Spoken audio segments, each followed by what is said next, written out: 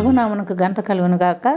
కీర్తనలు 18 మొదటి వాక్యము, మొదటి 2 వాక్యాలు మనం చూసుకుంటున్నాము. యెహోవా నా బలమా, నేను నిన్ను ప్రేమించుచున్నాను. యెహోవా నా శైలము, నా కోట, నన్ను రక్షించువాడు, నా కేడము, రక్షణ దుర్గము, నా ఉన్నత దుర్గము, నేను ఆశ్రయించుచున్న నా దుర్గము అని దావీదు భక్తుడు ఇక్కడ కీర్తిస్తున్నట్టుగా మనం చూస్తున్నాం. ప్రియమైనటువంటి దేవుని బిడ్డలారా, మనం ఈ లోకంలో జీవిస్తున్నాము.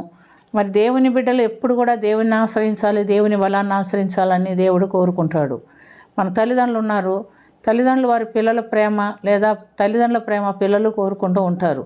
వారు ఎక్కడికి వెళ్ళిపోవాలని, వేరే ఎవరింట్లోనైనా ఉండాలని ఏ తల్లిదండ్రులు ఆశ్రయించరు. మరి మన కన్న తండ్రి, మన ప్రభువు, మన సృష్టికర్త, మనం ఆయన బలాన్ని ఆశ్రయించి లోకంలో విజయ జీవితం పొందాలని దేవుడు కోరుకుంటున్నట్టుగా మనం చూస్తున్నాం. అయితే మనుషుల యొక్క బలహీనత ఏమిటంటే వాళ్ళకున్న ఆస్తిపాస్తుల్ని, ధనాల్ని, వాళ్ళకున్న స్నేహితులను, వాళ్ళకున్న పలుకుబడులను ఆశ్రయిస్తూ ఉంటాడు. మరి ధనాన్ని ఆశ్రయించినటువంటి లేదా కలిమిని ప్రేమించినటువంటి ధనవంతుని మనం చూస్తున్నాం. లూకాసు వార్త 12:16 నుంచి 21 వరకు చూసినప్పుడు దేవుడు అతనికి పంట బాగా పండించినట్టుగా చూస్తున్నాం. తన పంట బాగా పండినందున అతను ఏమంటున్నాడంటే, నా పంట బాగా పండింది, సమృద్ధిగా పండింది కనుక నా పాత కొట్లన్నీ పగలగొట్టుకొని నేను క్రొత్త కొట్లు కట్టించుకుంటాను, నా ధనాన్ని అంతటినీ కూడబెట్టుకుంటాను.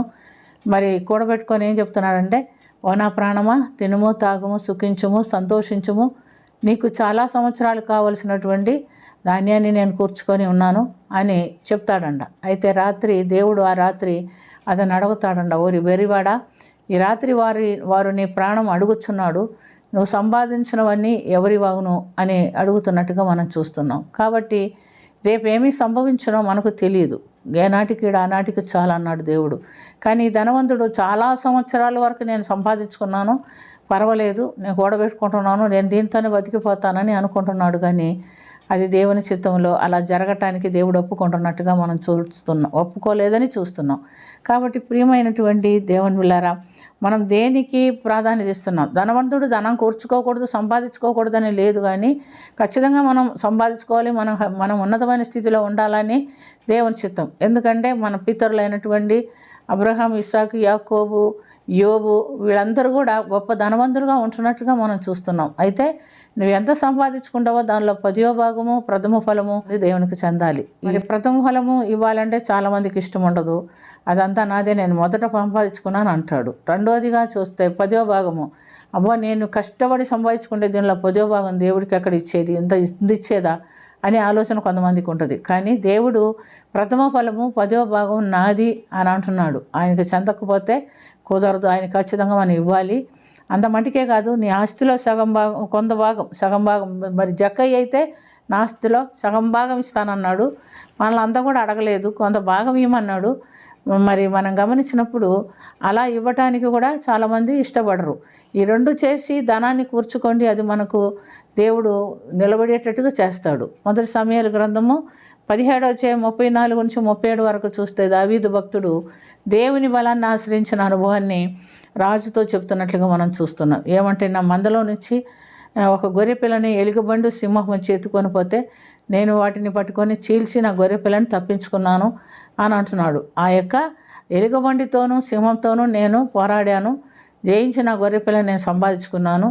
మరి సున్నతి లేని ఫిలిష్తీయుని నేను జయించలేనా అని గొలియాతు విషయంలో మాట్లాడుతున్నట్టుగా మనం చూస్తున్నాం. ఆయన ఎప్పుడైతే దేవుని ఆశ్రయించాడో, దేవుని ఘనపరిచాడో, దేవుని గురించి సాక్ష్యం ఇచ్చుకున్నాడో, దేవుడు గొలియాతును చంపడానికి కూడా ఎవరికి శక్తి ఇచ్చాడు? దావీదుకు శక్తి ఇచ్చాడు.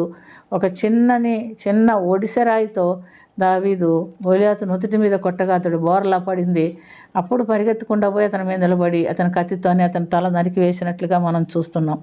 కాబట్టి శత్రువు ఎంతటి బలవంతుడైనా మనలో వాక్యానుసారమైన జీవితం ఉంటే, దేవుని కట్టడలు అనుసరించి మనం జీవిస్తే శత్రువుని జయించే శక్తి కూడా మన దేవుడే మనకి ఇస్తాడు. మనం కట్టడలు అనుసరించి జీవించినప్పుడు లేదా వాక్యానుసారమైన జీవితం జీవించినప్పుడు మన ప్రభు మనతో ఉంటాడు. మనతో ఉన్న ప్రభు మనకేమిస్తాడు? ఎంతటి శత్రువునైనా జయించేదానికి శక్తి ఇస్తాడు. కాబట్టి ప్రియమైనటువంటి దమ్ములారా, దావీదు గొప్ప మహారాజు. ఆయన 40 సంవత్సరాలు పరిపాలన చేశాడు. ఈ 40 సంవత్సరాల పరిపాలనలో ఆయన రోజుకు 7 మార్లు దేవుని స్తుతించాడు, రోజుకు 3 మార్లు ప్రార్థన చేశాడు. దేనికి కొరత చేయలేదు. దానిలో ఉన్న రహస్యం ఏమిటంటే, దేవుడే తన బలముగా ఎంచుకున్నాడు కాబట్టి అంత గొప్ప పరిపాలన చేసి గొప్ప పేరు దేవుని ఎదురు నుంచి సాక్ష్యం పొందుకున్నాడు. కాబట్టి నా సాక్ష్యం ఏమిటో ఒకసారి ఆలోచన చేసుకుందాం. మనం దేవుణ్ణి సంతోషపరచగలుగుతున్నామా? దేవుని బలాన్ని ఆశ్రయించగలుగుతున్నామా? దేవుడు నాకు ఈ కార్యం చేశాడని మనం సాక్ష్యం చెప్పగలుగుతున్నామా?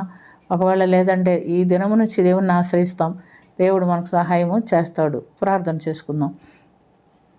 ప్రేమ కలిగిన తండ్రి, కృప కలిగిన ప్రభు యేసు రక్షక, మీకు వందనాలు.